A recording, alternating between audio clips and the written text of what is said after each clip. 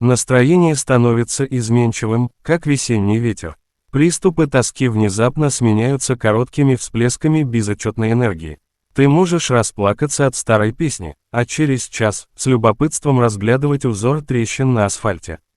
Появляется энергия не для жизни, а для маленьких, точечных действий: переставить книгу, пройти другой дорогой, вдохнуть полной грудью. Это похоже на то, как после долгой болезни начинаешь заново чувствовать свое тело, неловко, болезненно.